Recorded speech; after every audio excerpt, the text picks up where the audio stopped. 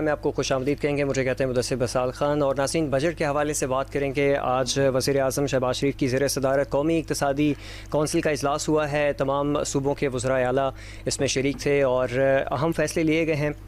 और जो एक डेड लॉक नज़र आ रहा था, शायद जो सूबों से वफाकी हुकूमत ताउन की जो तवक्कुआत थी वो एतमाद में लिया गया है तमाम वज़राए आला को। और अब हुकूमत जो है वो गुड टू गो है फॉर द बजट। और इस बजट के हवाले से अगर बात करें तो इसमें औसत जो महंगाई है उसकी शरह 8.2% मुकर्रर करने की जो है तजवीज़ वो ज़ेर गौर है। ये कैसे मुमकिन होगा, इस पर बात करेंगे आज के प्रोग्राम में। और नए माली साल का जो तरक्याती बजट है वो 4,715 अरब रुपए रखने की तजवीज़ है। इसका इस्तेमाल किस तरह से होगा और इसका अगर पॉजिटिव इस्तेमाल किया जाए तो क्या मस्बत असरात जो है वो आम आदमी की ज़िंदगी पे आ सकते हैं, इस पर भी बात करेंगे। प्रोग्राम में हमारे साथ मौजूद होंगे जी साले मोहम्मद साहब, आप सीनियर तजज़ियाकार हैं, और डॉक्टर कामरान सत्ती साहब होंगे हमारे साथ, और नवाज़ रज़ा साहब हैं, और अशरफ शरीफ साहब हैं। आप सब मेहमानों को खुशामदीद कहता हूँ जी प्रोग्राम में। सबसे पहले साले मोहम्मद साहब, आपसे मैं शुरू करना चाहूँगा।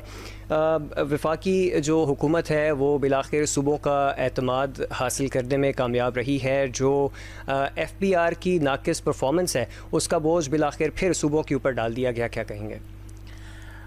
देखें, ये जो वफाकी बजट है ये साल का एक सबसे अहम इवेंट होता है, और इसके ऊपर अगर आप देखा जाए तो जो मुल्की और गैर मुल्की जितने भी इन्वेस्टर्स हैं और जितने भी तरक्याती फ़ंड्स आगे चलने हैं, जितने भी आगे फाइनेंशियली जो है वो ट्रांजैक्शन होनी है, सबकी इसके ऊपर नज़र होती है। तो वफाकी जो टोटल बजट है, देखें, ये 17,144 अरब का है। जो पिछला बजट था वो तकरीबन कुछ 17,573 अरब का था। अब ये पैसा आता कहाँ से है? चूँकि कई सवालात इसमें उठते हैं कि जो आपस की रसाकशी है और आपस की जो पॉलिटिकल जो इस टाइम सिचुएशन है उसमें वफाकी बजट तो नॉर्मली ये फरवरी में शुरू हो जाता है। इसकी सब पता होता है कौन कौन सी ट्रांजैक्शन होनी है, कितनी FPR ने कलेक्शन करनी है, कितनी आमदन है, और आमदन वो किस तरीके से है। जिस तरह अब 15,270 अरब जो है वो FPR का जो है वो टैक्स टारगेट होता है नॉर्मली, और इस दफ़ा जो रखा गया है।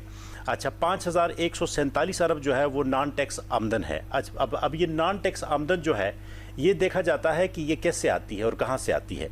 स्टेट बैंक हुकूमत को अपना जो प्रॉफिट देता है ये वहाँ से कुछ इसमें एक शेयर आता है। डॉलर महंगा हो गया, जैसे मार्कअप ज़्यादा हो तो मुनाफा हो जाता है।